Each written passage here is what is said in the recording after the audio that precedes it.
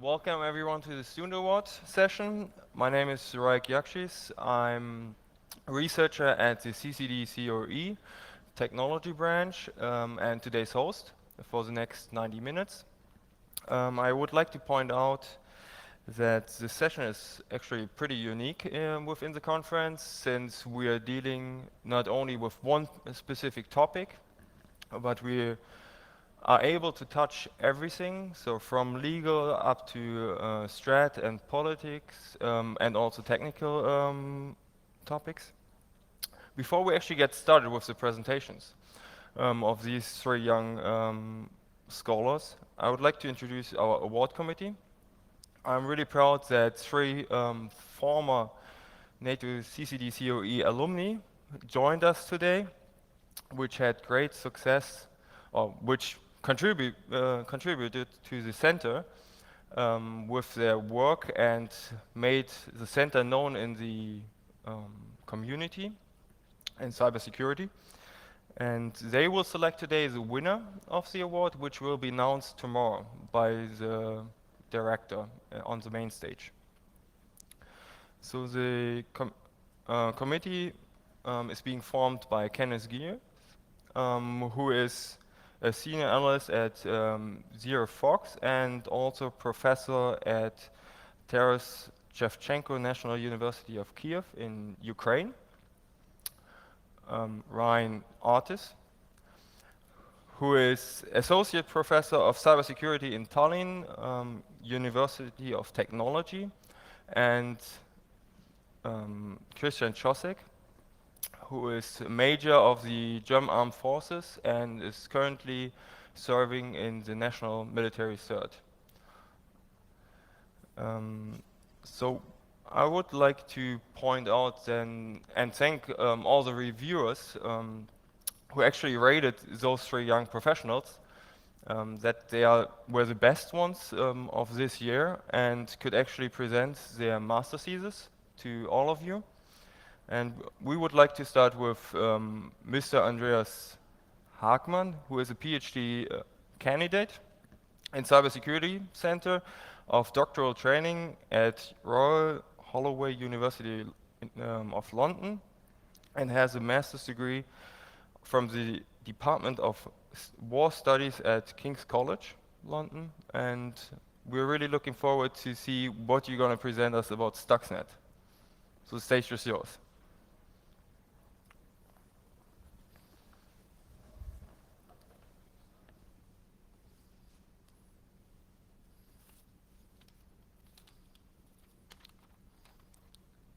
Thank you, Raik, for that introduction. Good afternoon, everyone. So those of you who were paying attention to Mr. Sakov's brief remarks yesterday morning would have noted that he made reference to a 1911 aerial bombing campaign in the Turco-Greek War of 1911. So I'm going to kind of pick up where he left off a little bit, and I'm going to present to you my master's MA thesis titled "What is the Significance of Stuxnet to War?" So here's what I want to cover today. I'm going to do a little brief introduction about the background to the work, and we'll do a quick literature review of the current literature in the area, or as it stood when I wrote the thesis. I'm going to talk a little bit about airships, Zeppelins in the First World War. I'm going to talk about Stuxnet, but I'm not going to go into any technical details for you techies out there. It's going to be a very high-level strategy talk. And then I'm going to talk about why cyber weapons are so attractive to policymakers and military planners. And I also want to compare that to some current trends in warfare and see how they match up. And then to conclude, I'm going to veer a little bit off my actual thesis. I'm going to talk instead to the theme of the conference and talk a little bit about cyber power very briefly. So, to start, Stuxnet, if we believe the words of Marty Edwards, who was at the DHS, is a game changer in the sense that it opened up a whole new world of military capabilities in cyberspace. But if we look back to history, we see that 100 years prior to that, almost to the day, airships, or zeppelins if you want, were viewed exactly the same. Airships were viewed as a new tool of war, which would open up air, and all warfare from there on in would be all about air power and airship capacity and capability. So that's the context for the talk, and it's a historical comparison between Stuxnet and airships to see whether the hype that surrounded Stuxnet back in 2010, 11, 12, and the following years was really warranted. So, and the picture there are airships, for those of you who perhaps weren't familiar with what airships are, big air balloons, essentially. So first, a quick review of the literature that exists in the landscape. And it's really interesting when you read the two bodies of literature surrounding airships and Stuxnet in that they are extremely similar. So first off, when both the technologies became publicly known, the conversation and the literature was initially led in the journalist space. So with airships, for example, we have tabloid newspapers of the day, especially those owned by newspaper tycoon Lord Northcliffe in Britain. So the penny illustrated paper, for example, declared in 1911 that when aerial navigation comes, Britain will cease to be an island.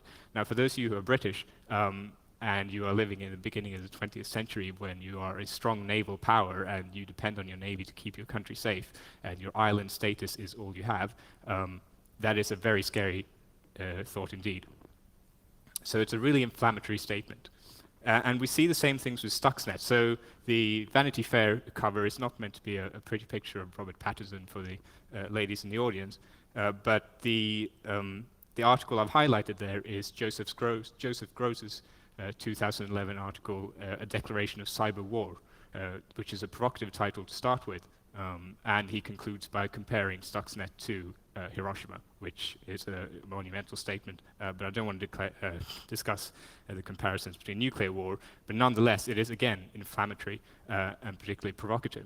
So the journalistic literature that led the debate to start with is really similar across both technologies. Unfortunately, in both cases, this inflammatory literature was very much unmitigated by good scholarly debate. And any good scholarly debate, such as debates had at RUSI in the beginning of the 20th century regarding air power, and so the debates that we're having today here about cyber power, came too late. So you see two standard works in either field there. So The Command of the Air by Giulio Duhé, Italian, who wrote that in 1927. It was basically the standard work for air power in the 20th century, as you will see in a bit. And likewise, Richard Clarke's Cyber War can be seen as a very comparable work, which had similar effects on policy. And unfortunately, both of these were, when they came out, almost unchecked by rational scholarly debate. So there's great similarities in both sets of literature. So there's a scope to compare the effects of both these technologies on policy and warfare planning. So I'm going to talk a little bit about airships. So when I talk about airships and Stuxnet, I'm going to talk in three themes. So I want to first talk about the physical effects they had, then the non-physical effects, and then I'm going to talk about long-term effects. So airship campaigns in the First World War were primarily conducted by the German Navy against London and Paris. I'm going to talk chiefly about the attacks on London, which were between 1914 and 1916.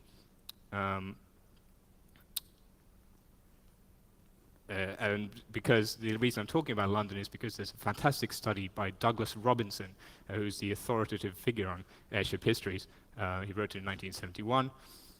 Where in Appendix 1, he catalogues every single airship attack on London throughout the First World War, and he categorizes how much damage was caused by each one. So we can get some quantitative numbers for how effective airships were. So Douglas Robinson concludes that throughout the entire First World War, airships caused 1,500,000 pounds sterling worth of damage. So that's throughout 2.5 years of bombing campaigns. Now that sounds like a lot, especially £1.5 million at the beginning of the 20th century with inflation. That was quite a lot of money, but when you put it into context about how much the airships cost, it's not. So Germany had a fleet of 73 airships, all costing between 35,000 and 163,000 pounds each. And on top of that, there were hangar costs, which just up until February 1915 had been 1.1 million pounds. So you can see that the damage caused is way out of proportion to the actual costs invested. Physical damage, that is. But nonetheless, airships, or perhaps as we know, air campaigns were designed as tools of terror to affect the civilian population. So there may be some additional effect there. But as this quote shows, which I will try to read out in my best George Bernard Shaw voice. For those of you who don't know, George Bernard Shaw was an Irish/British playwright at the turn of the 20th century. If you haven't heard him speak, I suggest doing so. He's pretty good. But anyway, so he says, or he writes in a letter to a friend, I was amazed at its impunity and audacity. What is hardly credible but true is that the sound of the Sepp's engines was so fine and its voyage through the stars so enchanting that I positively caught myself hoping next night that there would be another raid. So if airships were meant to terrorize the population into submission, I think this quote shows that they abjectly failed. George Bernard Shaw was clearly enraptured by these tools of war, and he wanted more of it, which is obviously not what the intended effect was. And I should say that the effect was similar on the other side. So the Germans had placed great hopes in airships, but when they failed, morale fell on the German side as well. So moving on to some long-term effects. This graph shows British military spending in the interwar years. And I want you to focus on the red line. So it's the percent change from the year before. And you can see the red line, which is the Royal Air Force, which was newly established after the First World War, gained a lot more funding proportionally than the other two branches of the armed forces, which were the traditional. So the average RAF received an average increase of 6.3%, and the Royal Navy, the mainstay of the British military throughout almost history, received an average decrease of 1.1% throughout this time. So relatively speaking, the Air Force became very much prominent in the interwar years. And we see this obviously evident in statements like Stanley Baldwin's famous assertion that the bomber will always get through, his total belief in air supremacy, in bringing Britain's enemies to their knees in the build-up to World War II. And even today, enduring long-term effect is something like the F-35 strike fighter, which looks like it's costing somewhere in the region of $1 trillion, which is by far the most expensive weapons platform development in the history of mankind. So the point here is that airships, although they were perhaps ineffective at the time in achieving their aim, in the long term they left an enduring legacy in that they opened up the air to warfare and military planning. So if we analyze Stuxnet along the same lines, we can find some interesting parallels. So I'm going to assume some familiarity with what Stuxnet is and what it did. We all know it targeted the Natanz nuclear facility in Iran. And if we look at Ivanka Barjaska's work from 2012, she finds through studying UN nuclear monitoring reports that in the period of February to March 2010, Stuxnet damaged 1,148 centrifuges, which was a total of 23% capacity in Natanz. On the other hand, she also finds that in the two following months, April to May, the Stuxnet did no discernible damage. And in fact, in the entire period that Stuxnet was operating, Iranian nuclear enrichment capacity, there was no net effect on Iranian nuclear enrichment capacity. So as for causing physical damage, Stuxnet was relatively ineffective. And as we can see, it was also expensive, so no one really knows, at least publicly, how much Stuxnet costs, but estimates range from several $1 million to upwards of $100 million. And again, I think we can see that the damage caused is out of proportion to the cost invested. But nonetheless, Stuxnet also had physical effects. So I'm not going to try to impersonate David Sanger because I'm aware he's at the conference. But so this is him reporting from the this is wording from the International Atomic Energy Agency, where word circulated that Iranians had grown so distrustful of their own instruments that they had assigned people to sit in the plant and radio back what they saw.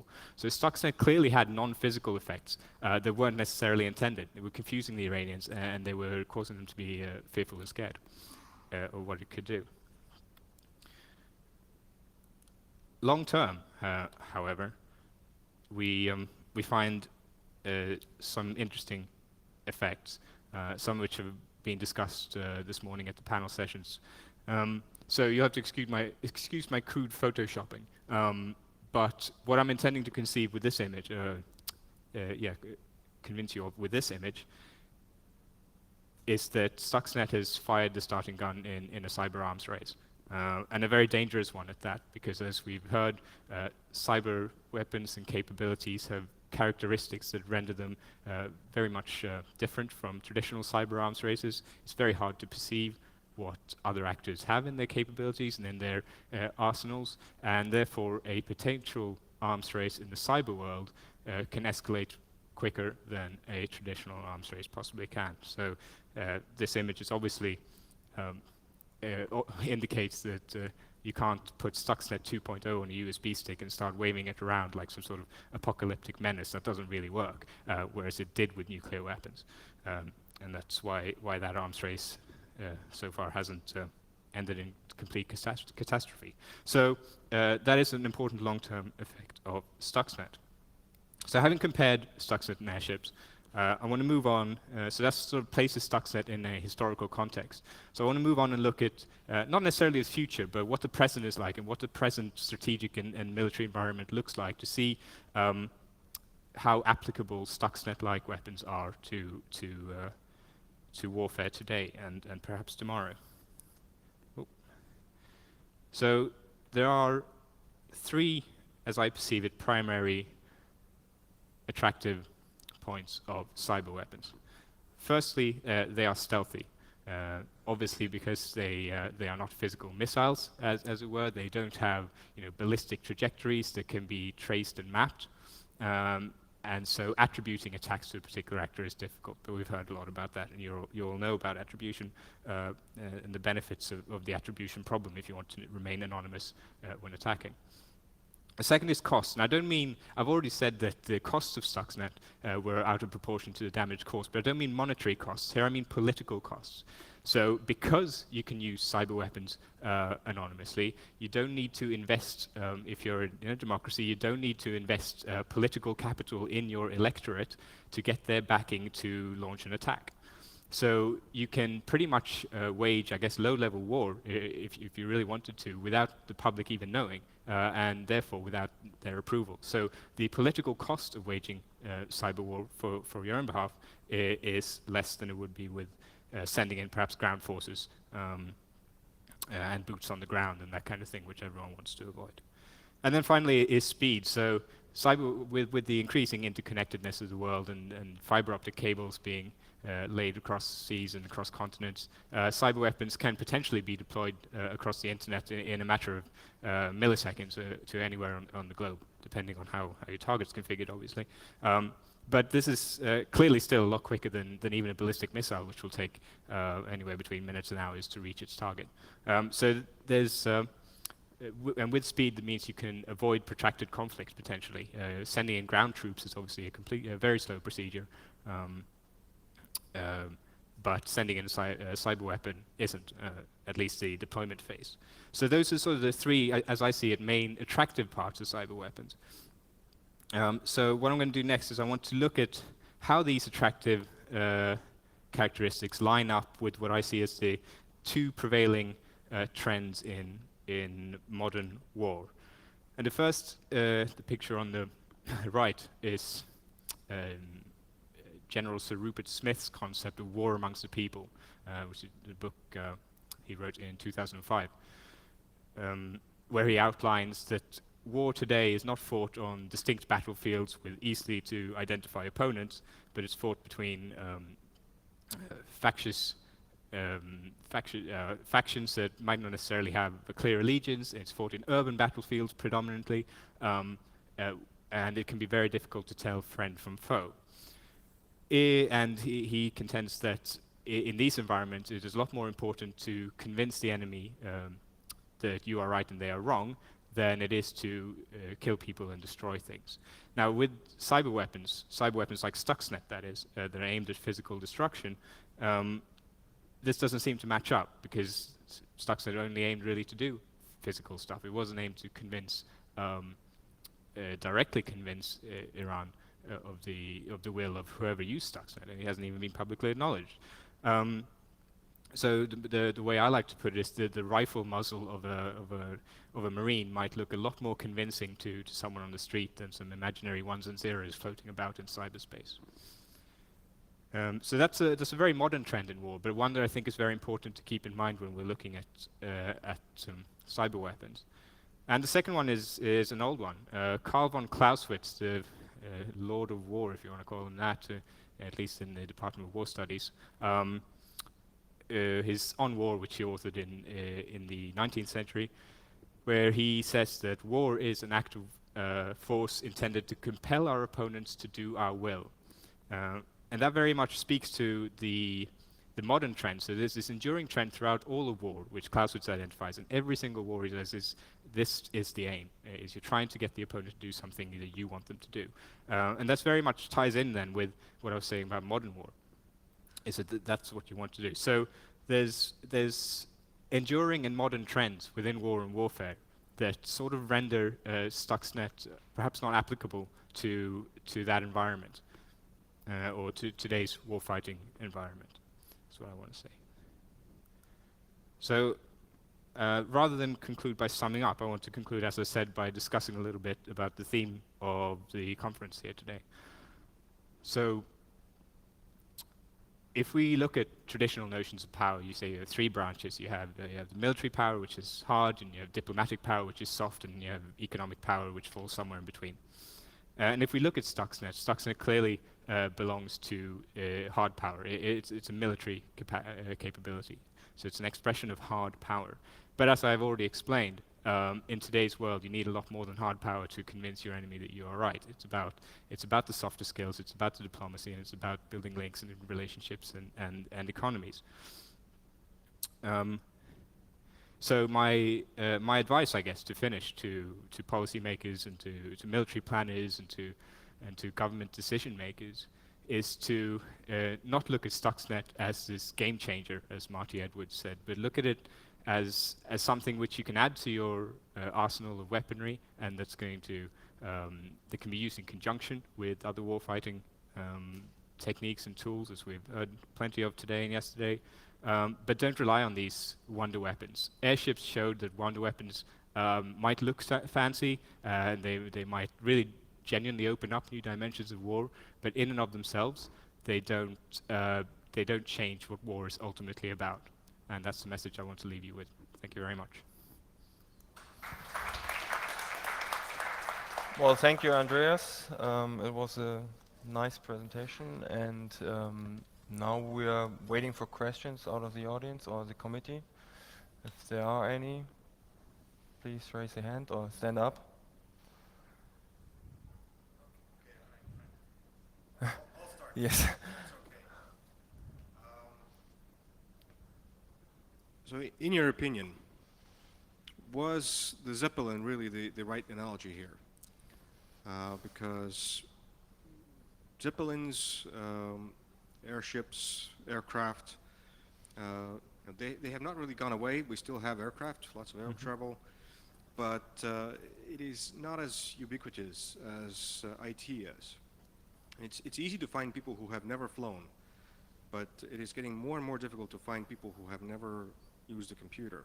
Right. So there's this aspect. And the second, perhaps a bit more worrying one, is the air campaign that you mentioned earlier in your presentation may not have paid off, but it was successful in the sense that, we knew these things are coming. They bombed, they left. Some of them did not leave. Whereas Stuxnet is a well-known failure, right? And it is a failure in the sense that we can talk about it today. We know about it. What about the, let's say, the airship missions that happened and succeeded and we do not get to talk about. So do you want to comment on this a little bit? Yes, sure. Thank you. So with the first part of the question, with Zeppelins being the right analogy, I think the analogy is worthwhile pursuing in the sense that, yes, computers and computer networks are more ubiquitous than Zeppelins were, and perhaps even airplanes are, but Zeppelins operated in a domain, the air domain. Likewise, Stuxnet operated in the cyber domain, if you will. So the comparison isn't necessarily between cyberspace and airspace, it's between the tools that are used within the domains. Does that make sense? So the analogy, I think, is still valid on that level. Right, so cyber and air, the analogy has been drawn before. Yes. Rattray, for example, wrote a very good book about it. Yeah. So there are a lot of arguments that we easily recognize. Yeah. Well, who is going to fly these things? Not real men, right? It's going to be cavalrymen who cannot ride. And we see the same kind of argumentation a bit with cyber today. These are not really real warriors. They are computer geeks, Sure. maybe wearing camouflage. So this aspect definitely is there. We can recognize the arguments of accepting a new, let's say, branch of the military or a new form of warfighting into the family of more traditional forms. I was just taking the question of whether the Zeppelin here is a good example of that, because Stuxnet is a failure. So Hindenburg might be a better analogy of Stuxnet. If all we know about Zeppelins is the Hindenburg, it might work as air travel. It did get people to a destination, and then it combusted, right? Right. People died. So we might have a different approach to this. So I'm not telling you to rewrite the thesis. I'm just saying be wary of analogies. They can be very, Sure. very tricky. Actually, on your point about the Hindenburg, a perhaps more useful example fitting into my thesis would be there was and I've forgotten, I think it was Zeppelin ZL-71, if I remember right. Anyway, it was shot down over London, and the guy who shot it down became the first Victoria Cross recipient from the RAF, and it was huge news. He was all over the front pages because he was this great hero who'd saved London from the Zeppelin menace. And I guess if you wanted to stick to the military context, that might be a more useful example than Hindenburg, which goes into civilian context. Yeah. And sorry, your second part, successful airship missions.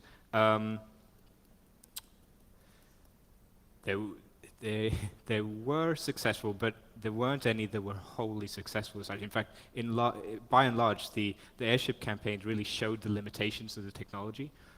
So there was, for example, a raid on London in fact, it was the very last raid on London in 1916. And the airships set off, I think there were 21 airships set off, and they had something like 2 tons of bombs with them. It's British tons of bombs with them. Of those, only 4,000 pounds were dropped, and of those, only I think it was a quarter actually hit London, and London was the main target. So that sort of example demonstrates that the sort of limitations of the technology were really prevalent with airships, and that's why airplanes became so important, because they were a lot more flexible and useful as technological tools. Okay, another comment, another question. So the Lord of War von Clausewitz. Yes, this might not be a good example of something that would compel somebody to do somebody else's bidding or will. But let's play the thought experiment that Stuxnet hadn't been discovered, right? If it had worked as presumably intended, break things, undermine confidence, so basically to frustrate the opponent to do my will. Because the perfectly executed cyber attack basically, from a defender's perspective, looks like you are having a really bad day, and or your IT guys are stupid. Right.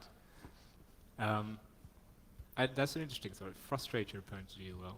I think in the context of, well, with Stuxnet in particular, I think you have to look at it in the wider political context and perhaps consider the negotiations that were ongoing at the time about the Iranian nuclear program, and consider that Stuxnet was just, I guess, as I was trying to conclude at the end, Stuxnet was a tool in the US's toolbox among all their sort of forms of power. So Stuxnet, I guess, was the military arm of power there, and then diplomatic negotiations were going on, and there were economic sanctions. So they were using all three branches of power, perhaps. That's definitely an argument that can be made, I think, yeah.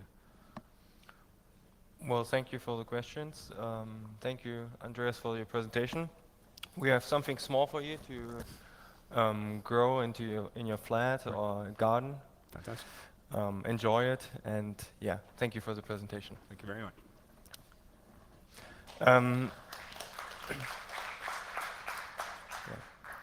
So we would like to go on with Ingo Stieglitz. He's a PhD candidate from the Fernuniversität Hagen in Germany. He's going to discuss the malicious threshold detection, and yeah, you can Hopefully. start. Thank you very much. Thanks for having me. As Reik mentioned, I'm master student of the Open University Fernuniversität in Hagen in Germany. And there I did a master degree, and last year I wrote my master thesis, which I am now allowed to present you. The topic is malicious traceroute detection. So this is the content of it. A little introduction about the topic, then I tell you something about, as a short reminder for those who don't know, about the tool traceroute, which is the core element of the thesis, and then I tell you about my proof of concept, what I did with what I did to prove what I wanted to find. Then obviously the results, if I was successful or not, and at the end the prospects for further actions.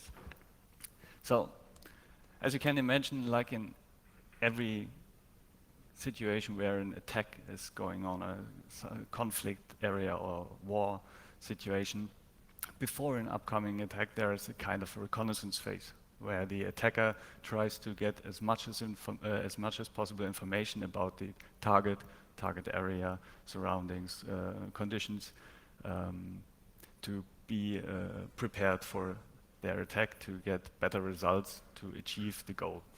And this is even the case with cyber attacks.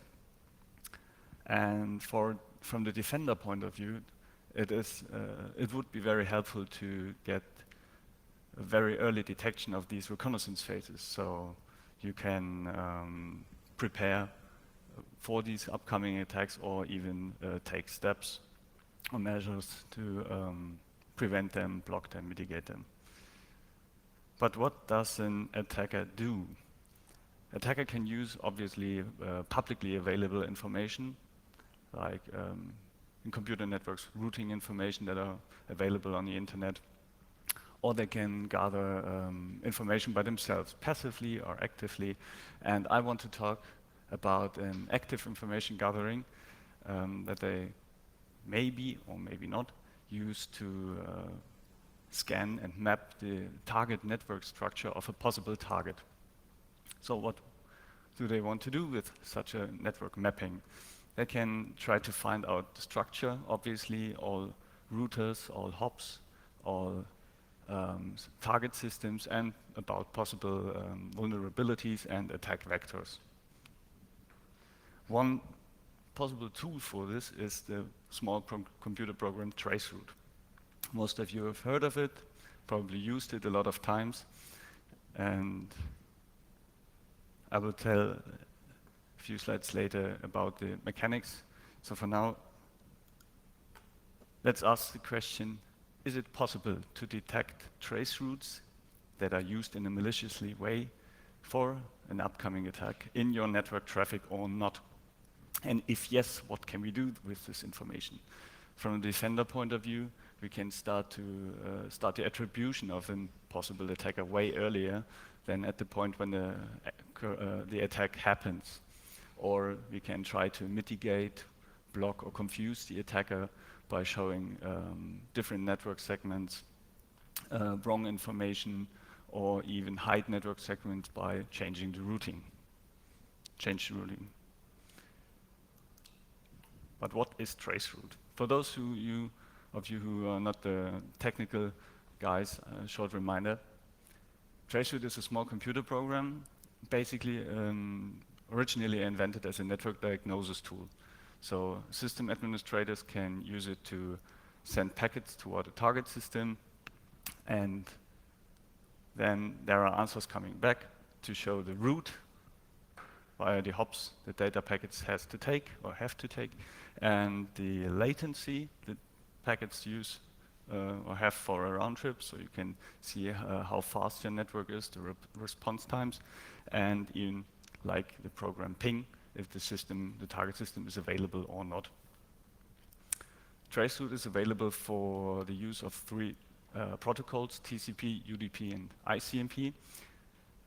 All three of them uses the underlying IP protocol because they use the IP protocol header field time to live value. And that is because normally this field is used for to prevent packets to have an infinite loop within a network where something is wrong with the routing. This field is set by the operating system when the computer starts to send packets, and is decreased by every router the packet traverses by one, and when it's hitting 0, the packet is discarded. So at some point the packet is removed from the network, and there won't be any problem anymore. And traceroute uses this header field by manipulating it, and instead starting with the highest preset value from the operating system, it starts with a low value 1. And that is because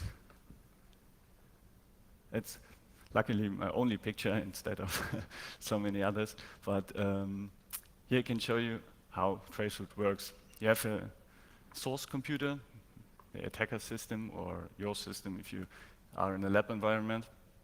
And then you send manipulated IP packet towards the destination system. But you first start with the TTL, time to live value, by 1. So the packet reaches the first router. The router accepts the packet, decreases the TTL value by default. It's an IP default in the standard protocol declaration. And then when it recognizes the value 0, it discards the packet. And then the interesting fact is, now the router sends back an information, an ICMP protocol message, to the source system, where it basically says, hey, I discarded your packet, that's it. Then the source system can send another package with an increased TTL value by 2, but now the TTL value is 2, so it's increased by 1, and sends it again towards the destination system. So now the packet reaches router 1, this one decreases the TTL value by 1, and the packet is going to the second router, where it's now discarded. Then again, an answer message is sent back to the source system, and this continues until one packet that started with a high enough TTL value reaches the destination system, where a special final reply message is sent back to the source system. But what does traceroute with this information? From the reply messages of the routers, where the packets are discarded, and the final answer from the destination system, traceroute creates a list of all the hops where the packet normally should have traversed. So you can, if you use this tool against multiple IP addresses within this network, or all IP addresses, you can create a routing map from this network. And because traceroute is available for TCP, UDP, and ICMP, you can use all those three to combine and get different mappings, because sometimes protocols are handled differently by routers, firewalls. ICMP is often blocked. UDP is routed differently than TCP, whatever. It depends on the infrastructure that is scanned. Okay, so this is the setup with traceroute. And now the idea was, can I see such traceroutes? Can I see deviations of it? But where do I have to see it? Where can I see it? I needed data for my proof of concept. And I had access to 2 data sets. The first one is from the CADA, the CADA Network Telescope. It's a Center of Applied Internet Data Analysis. They provide a /8 network in the internet, which is a darknet or internet sync, different names, same thing. And they collect the data, remove the payload, and provide these data for academic research upon request. And the data I used was from 2008, a 2 days time span, 48 hours. Problem with this data is it's pre-filtered, no payload. It's only one way. That is unfortunately a feature of this internet sync, so you have only one direction, and you have to figure out which direction it is. And then there's a little bit of anonymization, because this addresses one of the bigger problems with using network traffic data for research. In most countries, there are laws and restrictions for using private data in network traffic. So you can't go to your internet provider and say, please give me your router traffic, I want to do research. It's not allowed. So you have to find sources where the data is anonymized or is allowed under certain special conditions to make your research happen. Another problem with the CADA data was that these 2 days was when the configure worm spread it around the internet, and the configure worm started a lot of bad traffic, DDoS attacks, and there was a lot of spoofing in it, so a lot of backscatter traffic was in this. Okay, but I could handle it. The second source was NetFlow data from a European financial institution. NetFlow is a special data record format originally from Cisco, implemented in routers, and it is meant to record mainly metadata. It means special header fields from the packets, and no payload, so it is very short and very small to reduce the storage data, the data that has to be stored. And one feature of NetFlow is that similar packets with the same source IP address combination, the same protocol type, and basically those 3 criteria can be summarized if they are sent within or recognized within a short amount of time, 15 seconds, 15 milliseconds, something like that. And what is a feature for NetFlow? It is an obstacle for the analysis, because due to the summarization, there's no time to live value. But I will get back to this later. So you see, the data I had available is not absolutely perfect for an analysis, but I had to do it. I wanted to do it. And the problem was, within the CADA data, it was really hard or nearly impossible to distinguish between TCP, UDP trace routes and normal TCP, UDP web traffic or other traffic that is with this protocol, that comes with this protocol. And on NetFlow, the same, but on NetFlow records, there's the benefit that you can see ICMP clearly, because nothing else or nearly nothing else uses ICMP traffic, only ping command, traceroute command, so it's really easy to find them. So I focused the NetFlow data on ICMP traceroute, and to provide consistency within the master thesis, I decided to focus on ICMP in the CADA data too. Yeah, then I had to filter and find my traceroutes. I did it in 2 steps. And first, I filtered all datasets for only ICMP packets, because I wanted to look at them. And there I got a lot of results, but as you see, there were request packets, reply packets, and the error messages from the router in between, time exceeded packets. But since also ping uses the same protocol, or can use the same protocol depending on the implementation, I had to filter the ping packets out with the second step, with the analysis step.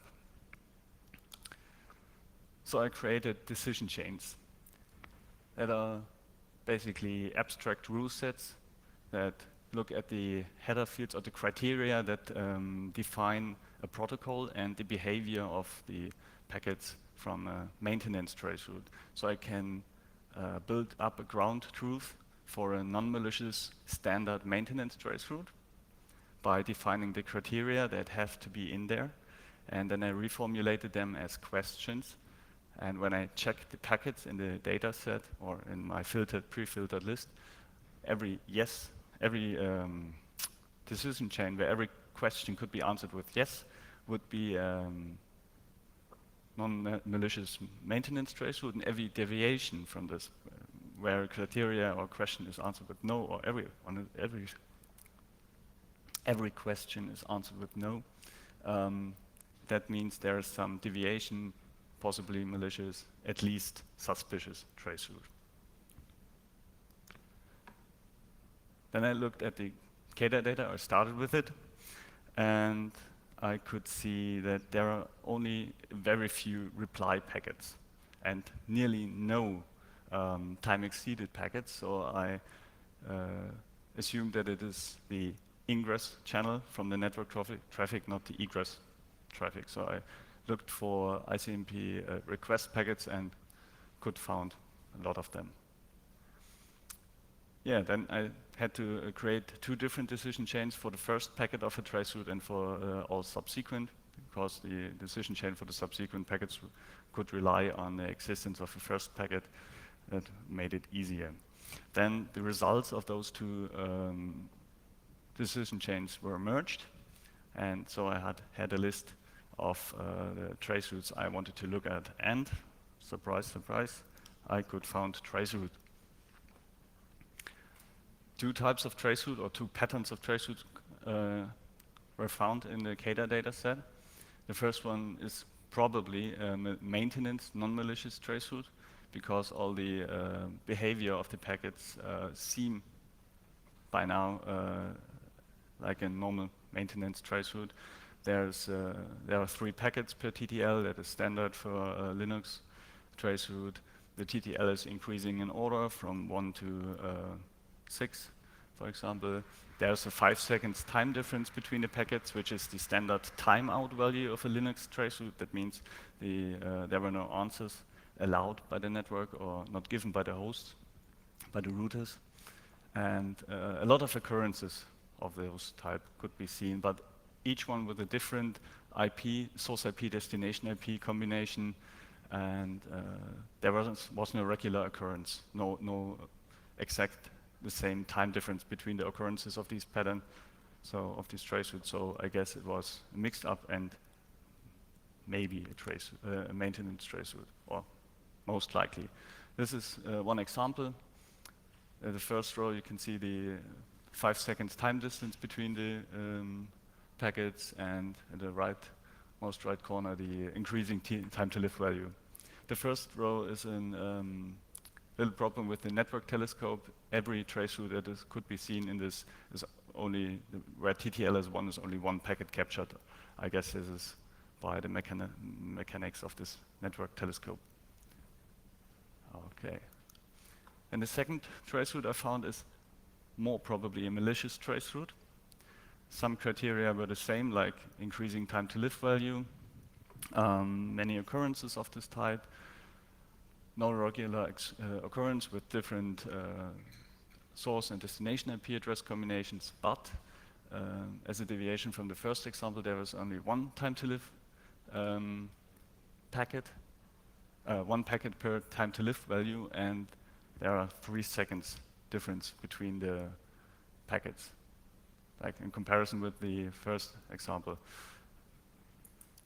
You can see it in the second row column and in the last column. Okay, that was CADA data, and then I had to check the NetFlow data. It was more fun at the end. Problem with NetFlow data was that the decision chains I used for the CADA data couldn't be applied, since there is no time to live value in the NetFlow records. So I had to look at the order of the ingress and egress ICMP packets to find groups that look like trace routes.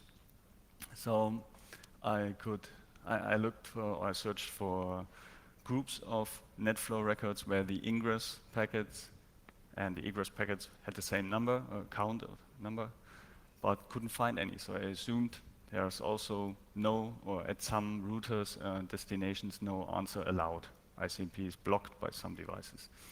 So I looked for groups where the number of ingress packets were higher than the egress packets or egress, and I found a lot of results. There I could identify two patterns, two types of trace route 2. And I can say both of them are probably maliciously, or at least suspiciously. So this is the first example. There were 5 packets, echo request packets within 500 milliseconds time, and only 2 time exceeded packets from routers on the path, and only 2 reply packets. But the most interesting thing is that exactly this IP address combination from source destination and this pattern was repeated every 14 hours for a time of 2 months. You could see it clearly in the log. Every 14 hours, exactly this pattern occurred. But it was not the only one. Overlapping on the 2 months, and before and afterwards, there were another trace route with this pattern, but different source and destination addresses. So, and the second one was a bit more suspicious because a lot of echo request packets, 376, were sent towards the destination within under 1 second. That is definitely not standard. And then 16 time exceeded packets from routers on the path were sent back, and no final reply message from the destination, so I guess they were blocked too. And this pattern was repeated every 20 hours for 6 weeks time. Also overlapping with these 6 weeks before and after the same pattern, but with different source and destination addresses. Yeah, that was the main finding of the proof of concept. And so I'm coming to my conclusion. I could see that it is definitely possible to find trace routes in the network and find trace routes with deviations in the behavior that are not standard, not maintenance trace routes, or probably not maintenance trace routes. And I could see that even with limited data like NetFlow records, the recognition is possible but harder.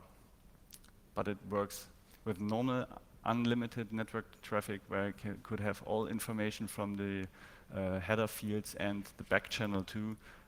Probably more recognitions would be possible. And that the knowledge of the network structure of this network you want to defend from the perspective of the network defender would help a lot.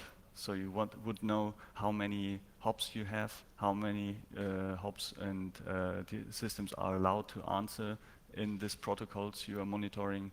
And this knowledge was not there, and at first point, from an attacker's point of view, is not available at the first moment. But defenders would definitely have benefit of it.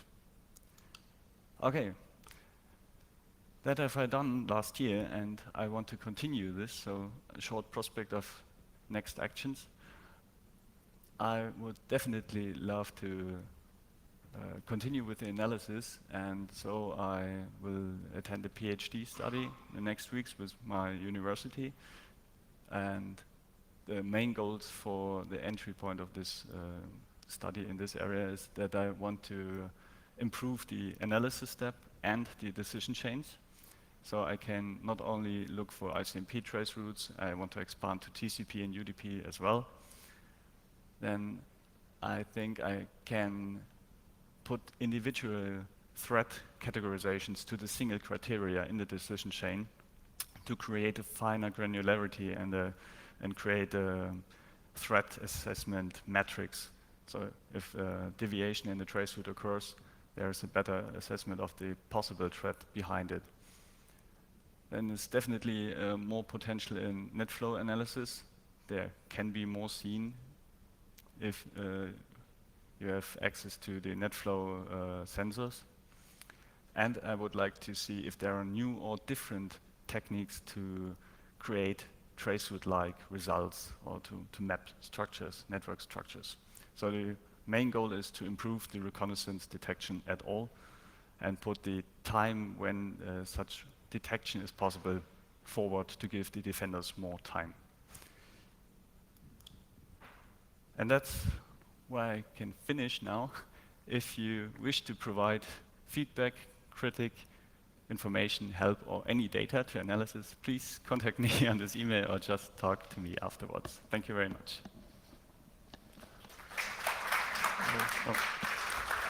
Okay. Thank you, Ingo.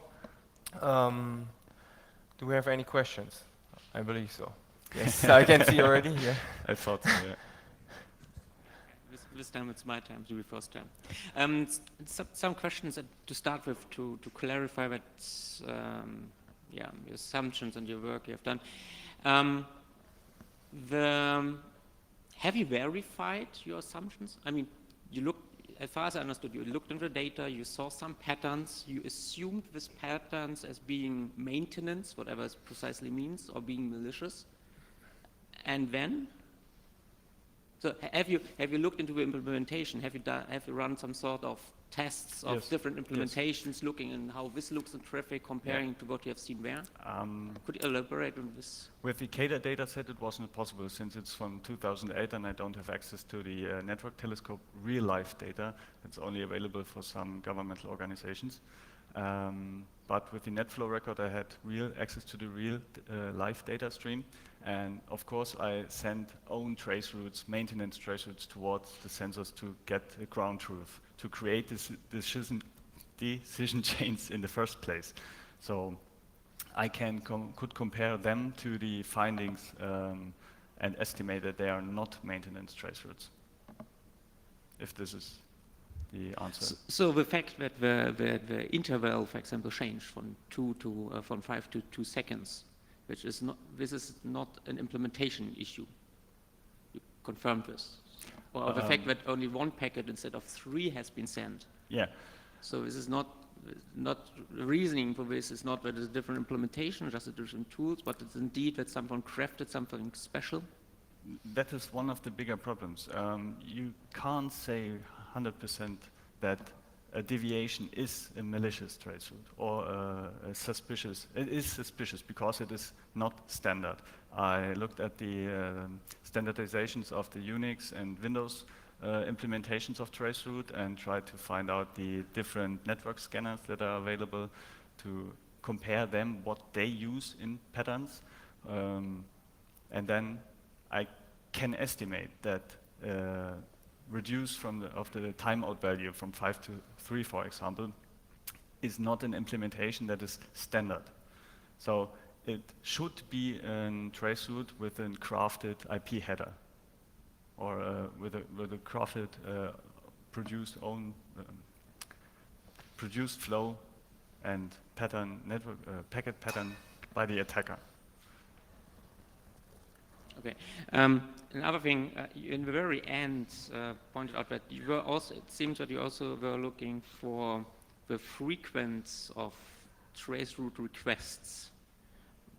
What I was surprised a little bit was that you only at the end started looking into this. So I mean, for having a pattern of what is malicious or what is not, I would have assumed that you go the road of saying, okay, what is a normal behavior? But I mean, even if you have something like every 14 hours a traceroute is started, this could be also a maintenance task, just an availability test. So have you, beside of looking into traceroutes where a huge number of requests were sent in a short time frame, have you developed or generated different additional patterns you were then also looking in? I was looking at all requests at the first place. So all ICMP requests, I managed to I filtered out, and all replies and all time exceeded messages. And from this list, I looked forward to find the patterns of trace routes. But I couldn't find any where only replies come and only requests and no replies. So what I was finding was basically the only trace route in this network. Okay, last question from my side, and I pass it to Kenneth, he's also eager. One step back, why trace route? I mean, I would come and say, isn't it that all external firewalls are blocking it away in the first place? So is it really a proper reconnaissance tool for an attacker? And what is your general assumption on the attack type? Is it internal? He has already infiltrated your organization, is then mapping it? Or is your assumption that someone external is attacking you? Then I would come with my firewall? This is a good question, of course. And I discussed this very exact topic in the master thesis, but I didn't put it in the slides here. Yes, it is only a view of getting trace routes from outside. I excluded the idea for this work to have an inside attacker, because in this case you should deploy sensors within your network and not only at the external routers, which provides the way inside to your network. And why traceroute? The idea was there. If a mapping of the network was available, then what would be the easiest way for an attacker to stay undetected or to get through the firewalls?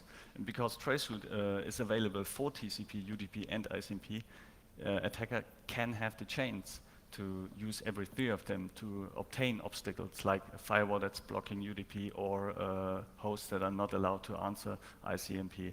That is the benefit of traceroute, and it's everywhere available. So even for attackers that maintains botnets, for example, they can tell their slaves just do a traceroute, and it would be done. It depends on the protocol. TCP traceroute uses mostly port 80 because port 80 is open for HTTP. So most firewalls would let them go through. If there's a web server behind it, yeah. But of course, not every setup of the networks could be looked at in this work. Sorry. Again. You mentioned tools in the end. Have you tried mapping the tools that are out there, or perhaps some custom scripts that are out there? And have you tried to figure out what the pattern is? Because that perhaps is a much better thing to look for if you have one of those specific mapping tools that perhaps is more useful for an attacker than for a maintenance person. Yes and no.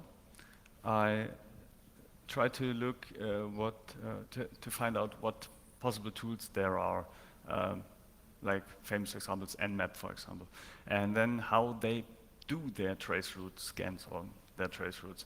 And for most of the more advanced tools, well, at least I think all I found, they have own patterns.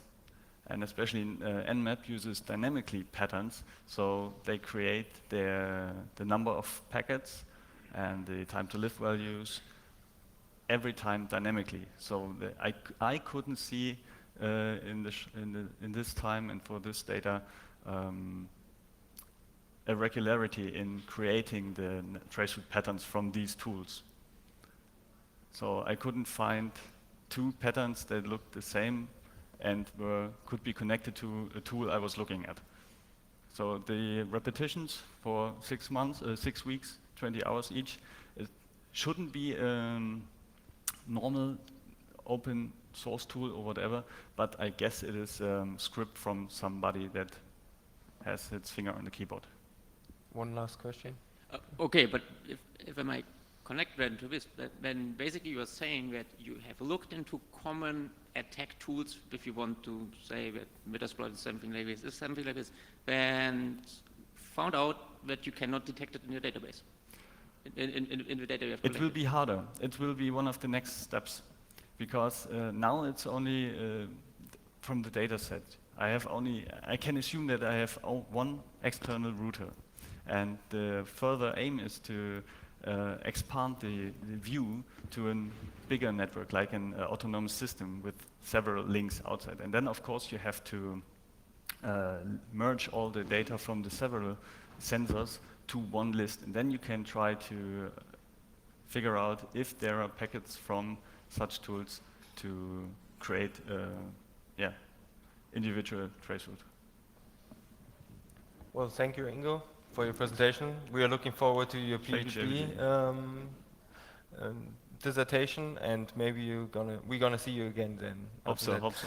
Also for you, you got this small garden. Since I know you growing chili peppers, so you can grow even more now. Okay, thank you very Here we much. go, and Is there Bluetooth thank you. Wi-Fi on it? You can integrate it. Okay, thanks. So yeah, we would like to go on with Miss Katarina Izirova. I'm sorry if I said it wrong. She's a graduate student at Karazin Kharkiv National University, Ukraine, and she's going to present her master's thesis about e-authentication mechanisms and means in the field of electronic cross-border services in the Ukraine. So, stage is yours. Enjoy it. Thank you. Good afternoon, dear audience. Today I would like to present you my master's thesis at the same theme on the topic of electronic authentication. And so let's start. Here are some points I would like to speak today about.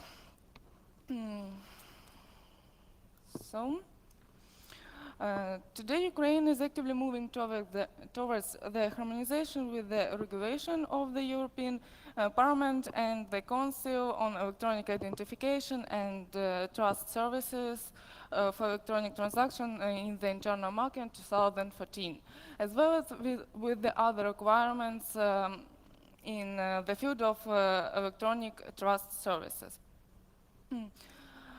So in Ukraine take place a lot of forums, conferences, discussions concerning the system of e-identification architecture and trust services implementation. In the regions are implemented a large number of pilot projects in this area. So the main objective of Ukraine is not only realization of the full range of electronic trust services, but also to ensure the interoperability and transboundarity.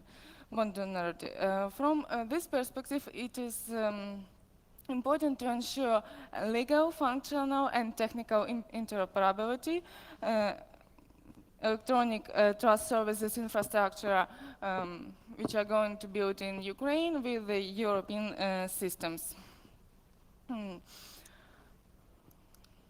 So, first of all, I suggest to consider the international regulation sum. In the year 2014, the regulation of the European Union established rules and boundaries of e-trust service providing.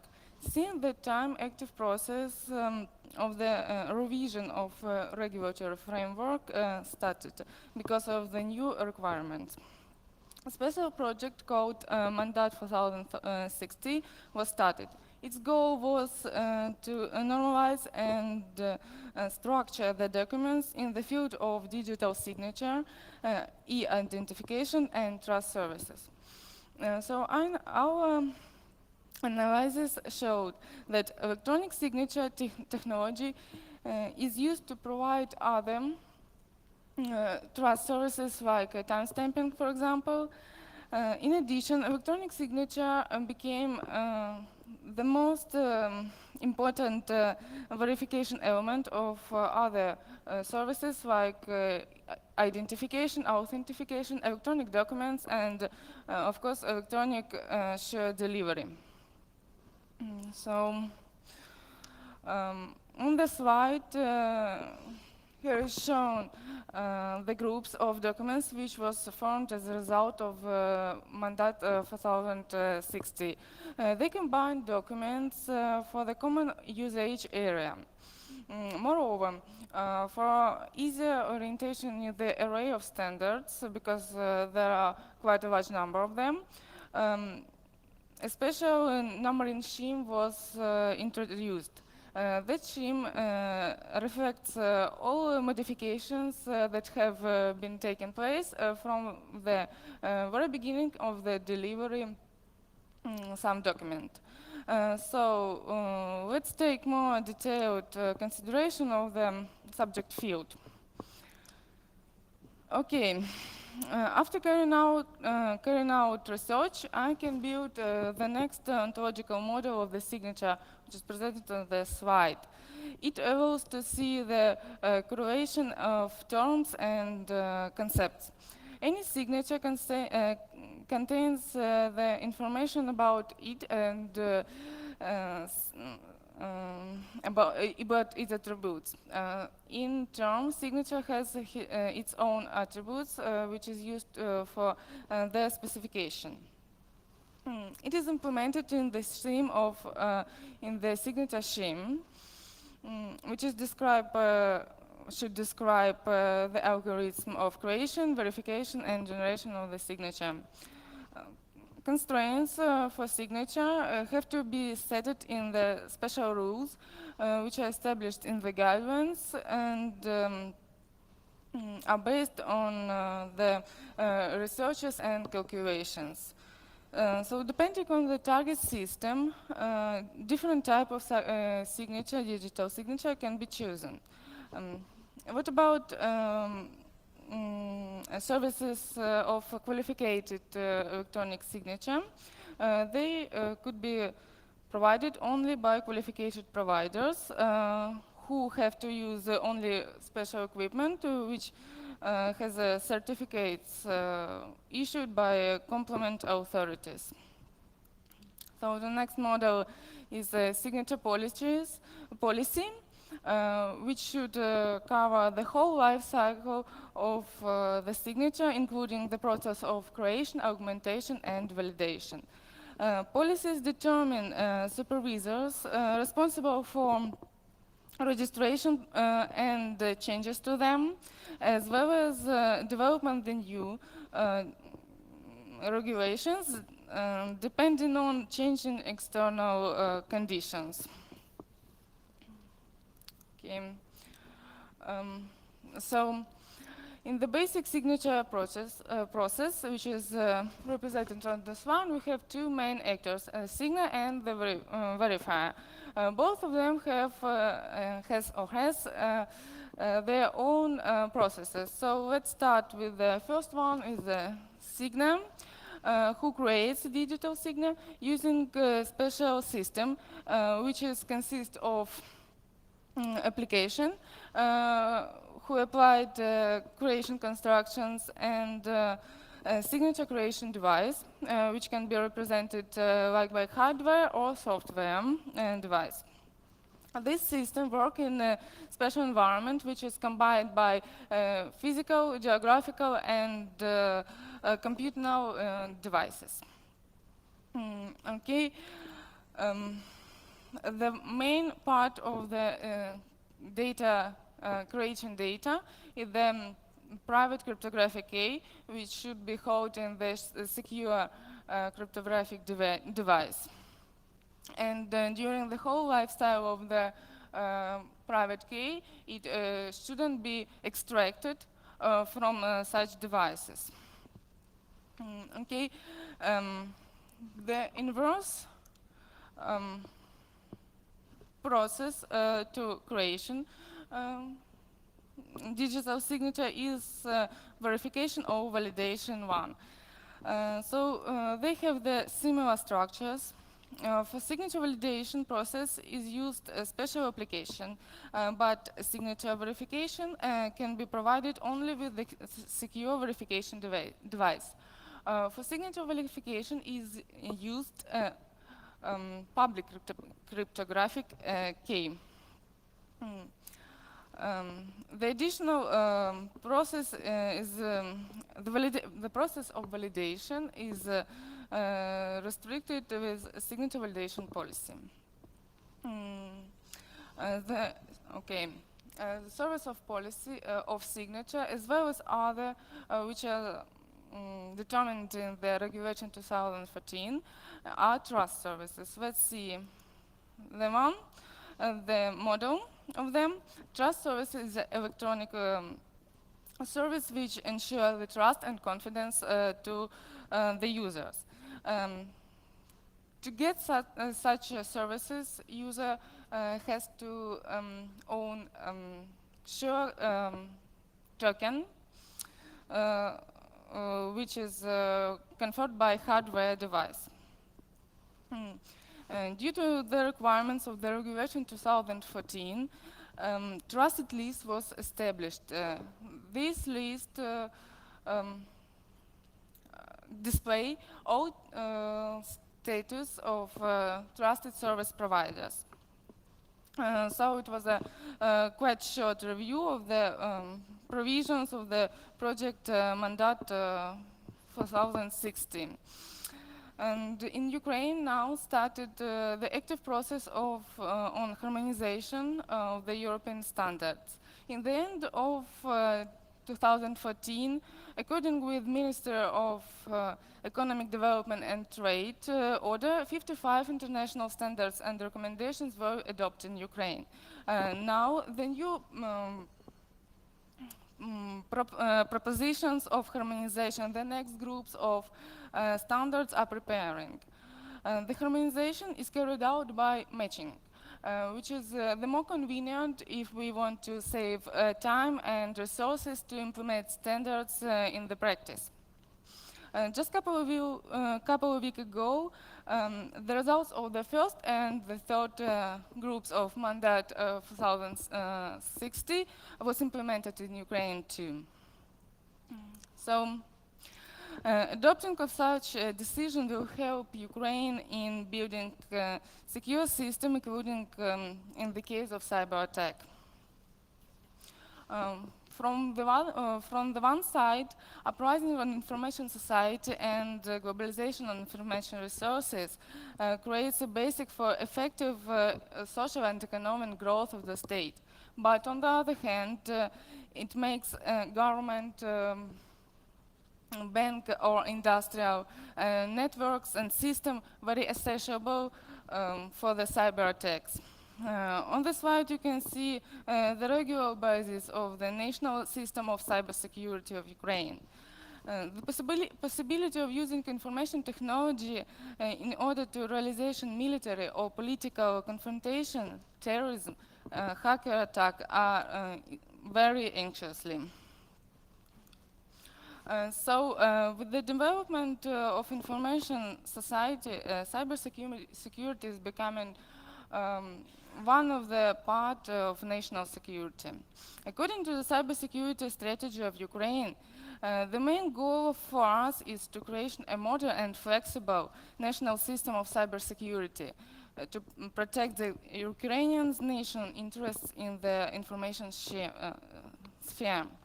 The most important principles are the priority, the protection of personal information and citizen rights, the interaction of public and private sector in the field of cybersecurity, and of course it's a cooperation at the international level. The main priorities of the state policies are formation of the regulatory framework harmonized with the international standards, organization of the effective interaction among state bodies which is the subject of cybersecurity, and of course development of the training system in the field of cybersecurity. So Ukraine is following international projects in the field of e-authentication and trusted services.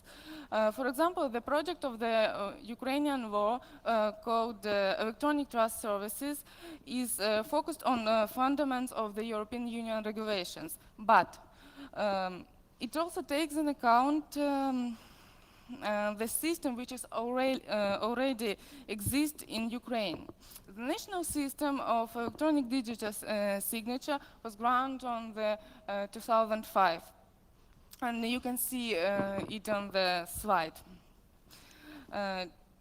Okay. Till the end 2014, that system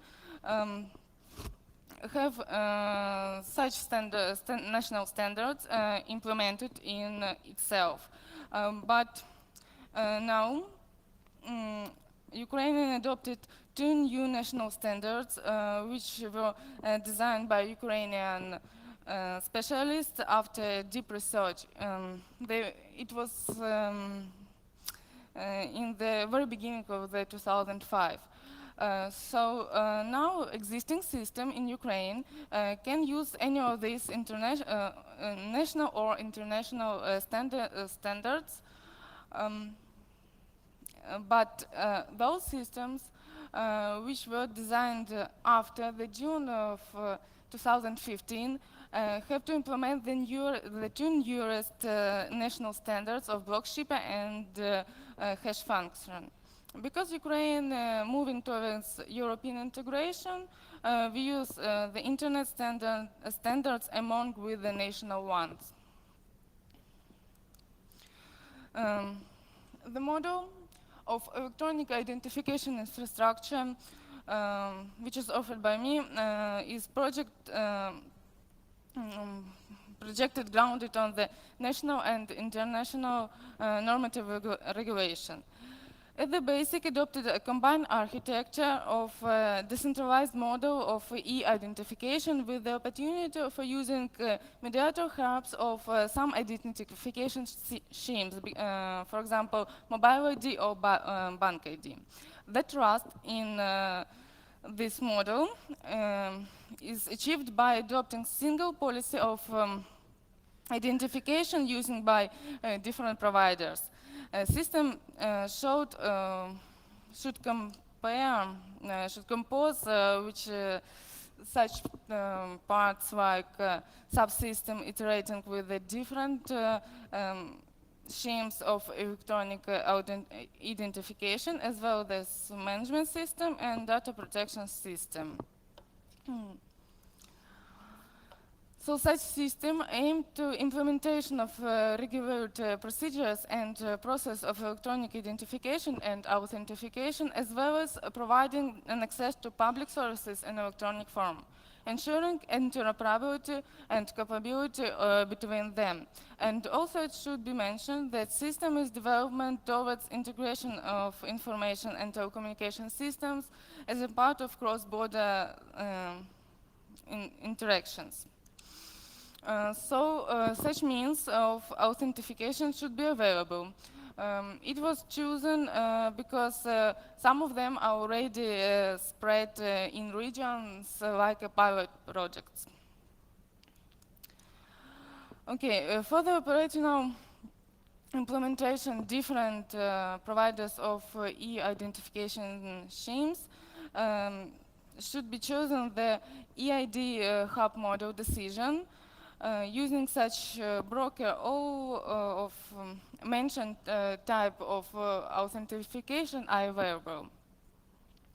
As the population of Ukraine is big, as well as its territory, it's logically to have several hubs, such hubs in different regions. But it's very important to have the single security policy and single requirements for personal data protection. On the slide, you can see the model authentication using the bank ID. In this model, a bank is acting like a third trust party between the user and the e-service portal. So when the user wants to get some e-service, he sends the request to the portal. But the portal asked for preferred method of authentication and then attracts a bank for conducting the procedure. So in that way, a user gets the electronic service. So the same situation is when we're talking about authentication using digital sign ID, which is represented the same for mobile ID and EID. In all of them, these models, a certification authority acts like a third trust party. But the mechanisms are similar. So here is a digital ID, EID, and mobile ID. I want to pay your attention that user should have a hardware key token in case of he wants to use such systems. It is represented on the slide. You can see it. Okay. In conclusions, I would like to say that according to the main objective of Ukraine was started active processes upon reaching legal, functional, and technical interoperability. After my analysis, the situation in the state, I can say that in legal level, Ukraine Ukraine is almost compatible with the European regulation. With regard to functional and technical aspects, I see the field of work, but the direction selected, and in case of continuation of actions, the goal will be achieved. Thank you for your attention. Do you have any questions? Thank you. This is out. Okay, I can speak loud enough. Thank you, Katerina, for the really fast excursion through Ukraine, and I hope nobody got lost. But I bet there are questions to come up. Kenneth, you were left out up to now. So. Yeah, I'd like to ask maybe what are some of the first goals or the first accomplishments you'd like to see, and how long will they take? And what are the primary obstacle you think to getting there? What are the big challenges you're worried about? And then what are the big steps you'd like to see first in Ukraine? Excuse me, can you repeat? I just lost.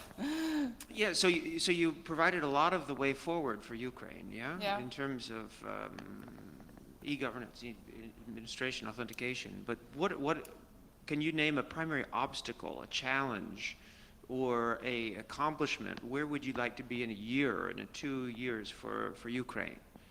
Okay, so now in Ukraine started several pilot projects. For example, in Lviv, we have e-cards, citizen of the Lvov. Two mobile providers, Kyivstar and MTS, has adopted the mobile ID, and several banks have bank ID. So I think in a couple of years, we have the bigger range, for example, for mobile providers, which will produce identification schemes. And I suppose in Kharkov we have some like Lvov, and in this way we will have at least 2 hubs I was talking about, and then we'll try to connect them, and we'll see what's going on. Let's try to make decisions when the problem is coming, if you understand me. Yeah. All right, thank you. First, could you, in your own words, in 30 seconds or less, can you summarize what is your main contribution in this research? The main contribution of my research is the offered model of architecture, which is based on several hubs connected together. Okay, so the hub thing. In one of the earlier slides, you have this Mandat 460, and it was a bit curious because in there you had separate boxes for electronic signature and digital signature. Yeah. Could you explain what the difference is for you? Okay, I see. Thank you for your question. So, the new regulation named signature like a electronic signature. But in the previous one, it was the year 2012, we have digital signature. So the new regulation changed the name. Okay, so it's not actually a electronic sort of analog physical thing. We're still talking about ones and zeros. It was just changed by the regulation. Okay, and what you have there is basically a PKI system, right? Yeah, since 2005 it was started, and now it's about 4 million certificates of the public key are exist in Ukraine, and the number of them are growing up all day. Nowadays we have to introduce the new keys for users from government stage.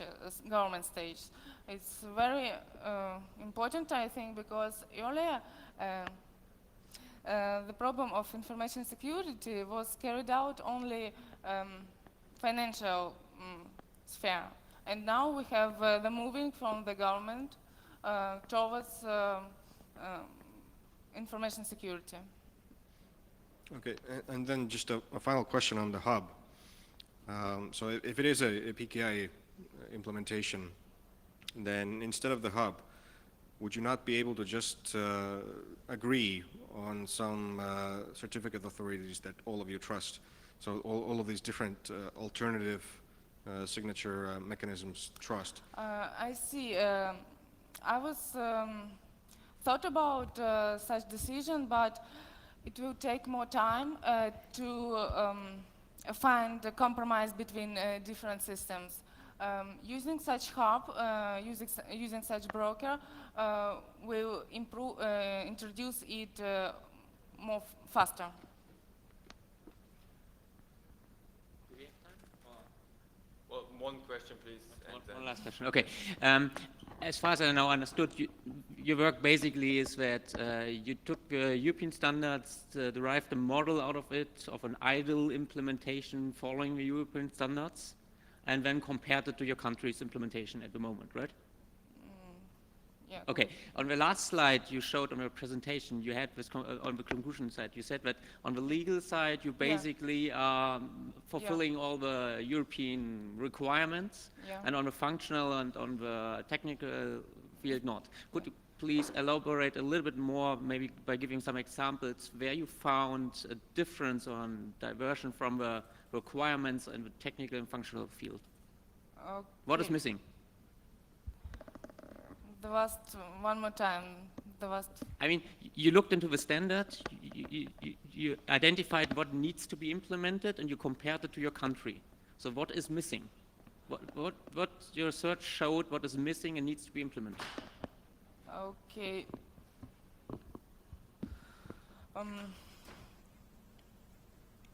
Nowadays we have to in Ukraine implemented, for example, the international standard 95/94, but it changed in the year 2014, and now we have quite rebuilt our system, but I don't think that's a good idea to broke existing. So. Does that answer the question? All right. Thank you, Katarina. We have also something for you to make Ukraine a little bit greener. We know now that you have a lot of people and a lot of land, but now you have hopefully a lot of plants as well.